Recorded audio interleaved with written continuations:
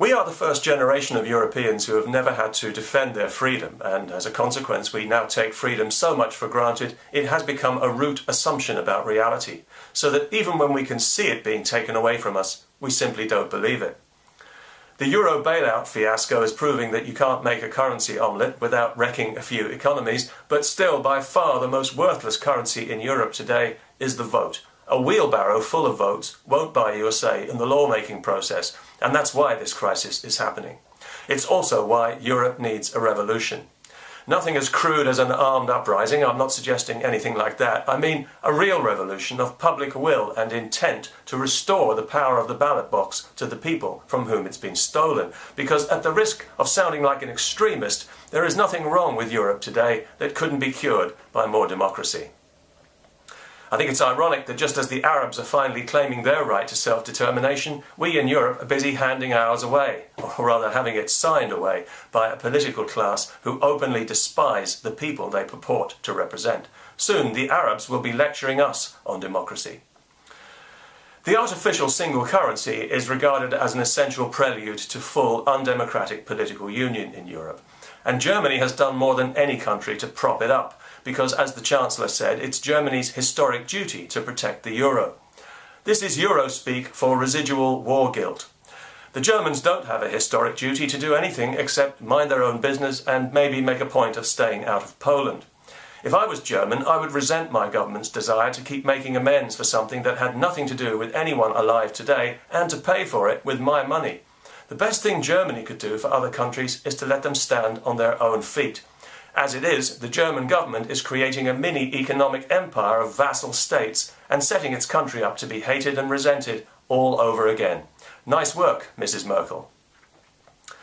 The European Union is not, in fact, a union at all, but a continent-wide political coup. What began as a common market has now metamorphosed by stealth into a supranational political dictatorship. A parasitical organism living on the backs of the European nation-states, sucking their lifeblood and slowly killing them off.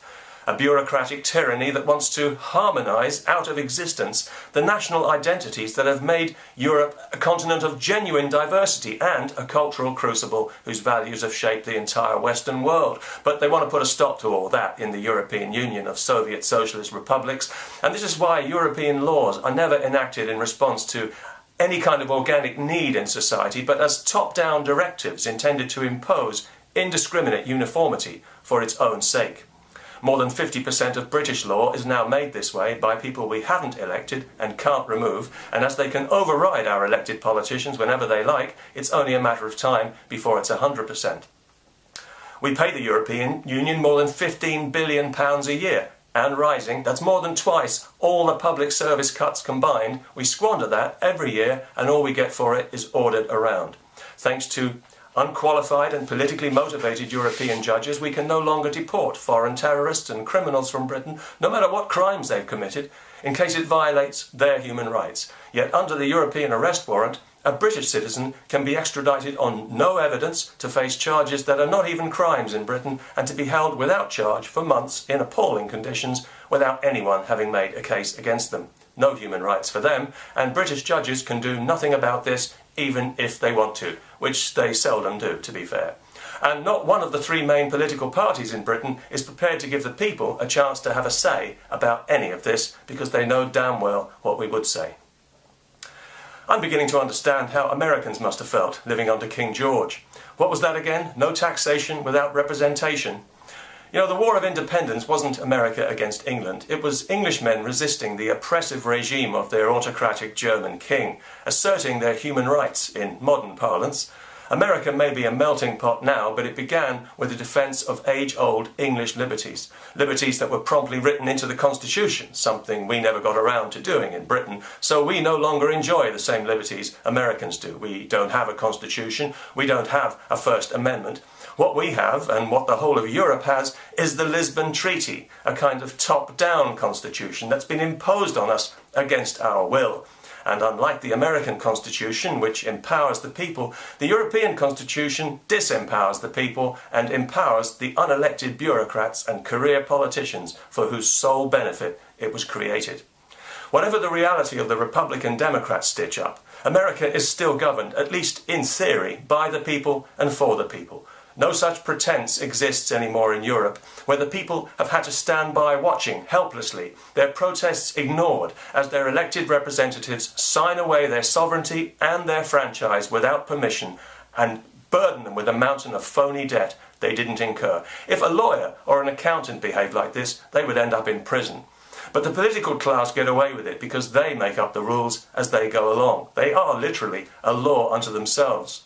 The ink was barely dry on the wretched Lisbon Treaty when they were violating its terms to throw even more of other people's money at economies they have destroyed. Most of these people have never had a proper job outside politics, and it shows.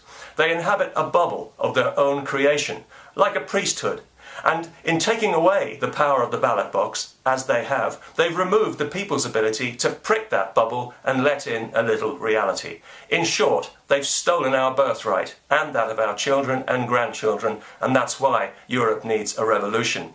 And if ultimately these criminals are not held to account by the law, as they ought to be, they will certainly be held to account by history as the generation that tried to snuff out democracy in Europe. A generation of traitors, of incompetent, self-serving political pipsqueaks who call themselves leaders, yet who've shown that they wouldn't know how to lead a pack of lemmings straight over a cliff. Actually, I take that back. That's exactly what they are doing. Peace and happy landings.